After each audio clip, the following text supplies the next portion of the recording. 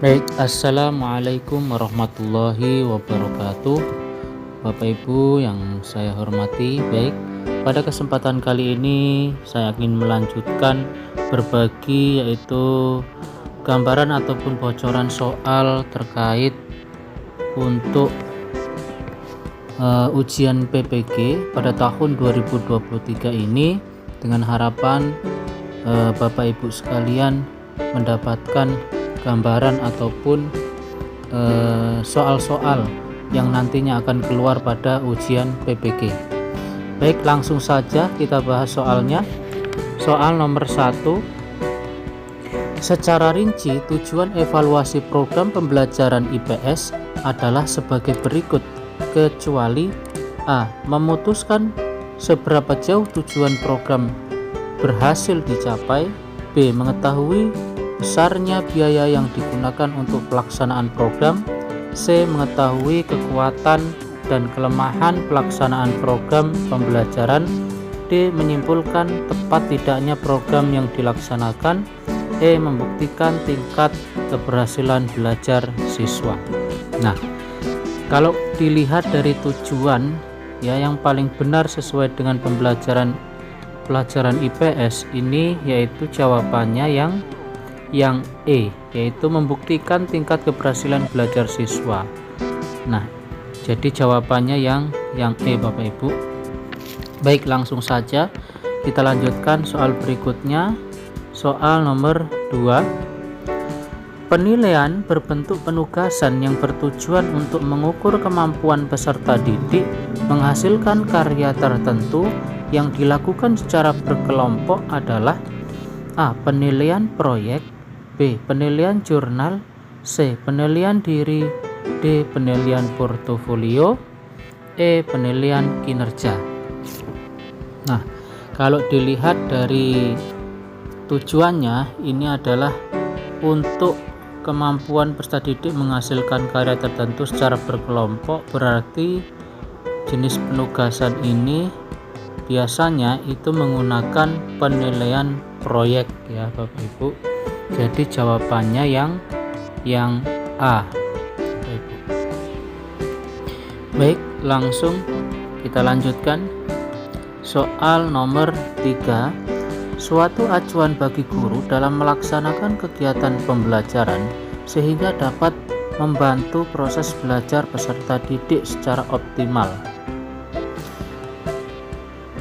A. Deskripsi mata pelajaran, B. Silabus mata pelajaran, C. Kompetensi dasar, D. Pengalaman belajar, E. Struktur pembelajaran. Nah, acuan bagi guru, ya, yang biasanya digunakan untuk membantu proses belajar ini biasanya disebut dengan silabus, Bapak Ibu. Ya, jadi jawabannya yang B, yaitu silabus mata pelajaran. Baik, langsung saja kita lanjutkan soal berikutnya. Soal nomor 4. Tahapan penilaian belajar: 1. Membuat soal, 2. Menyusun kisi-kisi, 3. Analisis silabus, 4. Membuat kunci jawaban, 5. Menyusun pedoman penskoran, 6. Menyusun lembar jawaban. Urutan langkah-langkah menyusun kisi-kisi soal yang benar adalah, kalau dalam penyusunan kisi-kisi soal itu biasanya diawali dengan menganalisis silabus, Bapak Ibu. Itu biasanya. Berarti antara A, B, dan D. Nah, setelah menganalisis silabus, biasanya itu adalah membuat kisi-kisi, ya, menyusun kisi-kisi. Jadi nomor 3, 2, setelah menyusun kisi-kisi biasanya langsung pembuatan soal. Berarti 3, 2, 1, kemudian dilanjutkan dengan menyusun lembar jawaban. Nah, setelah menyusun lembar jawaban, yaitu membuat kunci jawaban, ya, membuat kunci jawaban, kemudian Yang terakhir adalah penyusunan pedoman skoran. Berarti jawabannya yaitu yang D, Bapak Ibu, 3, 2, 1, 6, 4, 5. Nah, itu dia. Baik, kita lanjutkan. Soal berikutnya yaitu soal nomor 5. Kegiatan untuk memberikan berbagai informasi secara berkesinambungan dan menyeluruh tentang proses dan hasil yang telah dicapai siswa disebut A. Pengukuran, B. Evaluasi, C. Observasi, D. Penilaian, E. Tes. Ya. Jadi tujuannya yaitu memberikan informasi secara kesinambungan dan menyeluruh tentang proses ataupun hasil. Berarti ini adalah berkaitan dengan penilaian ya Bapak Ibu. Berarti jawabannya yang D, penilaian. Baik, langsung saja kita lanjutkan soal berikutnya, soal nomor 6. Istilah pengukuran dalam sistem evaluasi merupakan suatu kegiatan yang bersifat A. Kualitatif, B. Akurat, C. Komparasi, D. Pengujian, E. Kuantitatif. Jadi pengukuran itu biasanya merupakan kegiatan yang bersifat akurat ya Bapak Ibu, yang B ya. Jadi bersifatnya itu sifat akurat dalam pengukuran ya. Baik, langsung saja soal berikutnya yaitu soal nomor 7.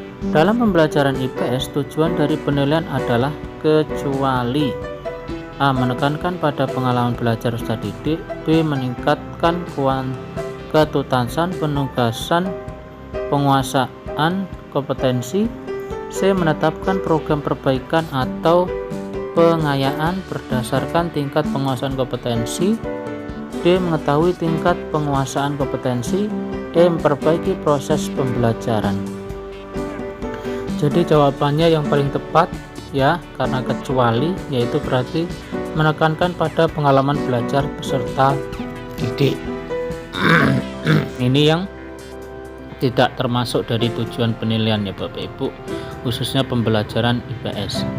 Baik, langsung saja kita lanjutkan soal berikutnya, soal nomor 8.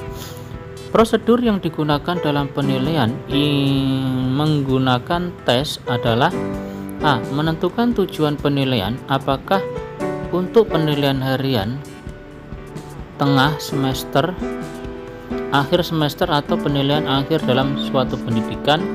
B. Menentukan aspek keterampilan atau nilai-nilai yang diintegrasikan. C. Menyusun rubrik. D. Merumuskan indikator pencapaian aspek keterampilan. E. Menetapkan skor tiap-tiap tingkatan. Nah, kalau biasanya dalam penggunaan penilaian itu prosedurnya yaitu menggunakan biasanya yang A ya Bapak Ibu, yaitu pertama itu menentukan tujuan ya, kemudian apakah penilaian itu untuk harian atau tengah semester seperti itu, untuk dalam akhir dalam satu satuan pendidikan seperti itu. Baik, jawabannya yang A Bapak Ibu. Kita lanjutkan soal nomor 9. Dari pernyataan di bawah ini yang menunjukkan kelebihan pendekatan konstruktivisme dalam proses pembelajaran dilihat dari peran guru adalah A. Pak Eko harus memberikan ceramah di depan kelas sepanjang proses pembelajaran. B. Bu Julaifah hanya menunjukkan cara pengalaman siswa dapat memperoleh data melalui internet. C. Bu Yuli mentransferkan pengetahuan yang telah dimilikinya kepada siswa. D. Pada saat mengajar, Pak Laabu harus menjelaskan materi secara terus-menerus. E. Bu Ardianti menganggap bahwa kemampuan siswanya adalah sama. Nah, jawabannya yaitu yang paling tepat yang B ya. Bu Julaifah hanya menunjukkan cara bagaimana siswa dapat memperoleh data melalui internet ya. Karena di sini untuk pendekatan konstruktivisme ya Bapak Ibu.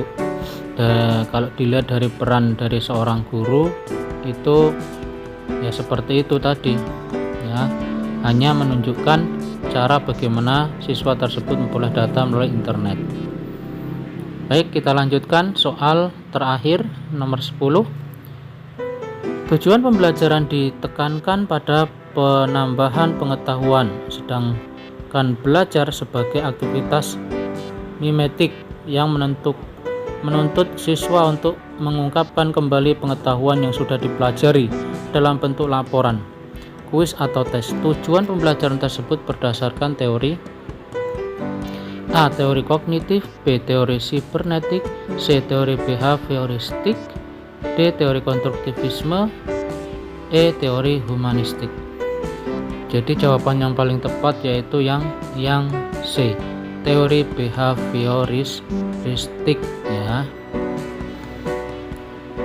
Baik Bapak Ibu, mungkin cukup sekian untuk contoh ataupun pembahasan soal-soal yang kemungkinan akan keluar untuk ujian pengetahuan PPG 2023 ini. Semoga Bapak Ibu diberikan kemudahan dalam mengerjakan tes ujian UPPPG.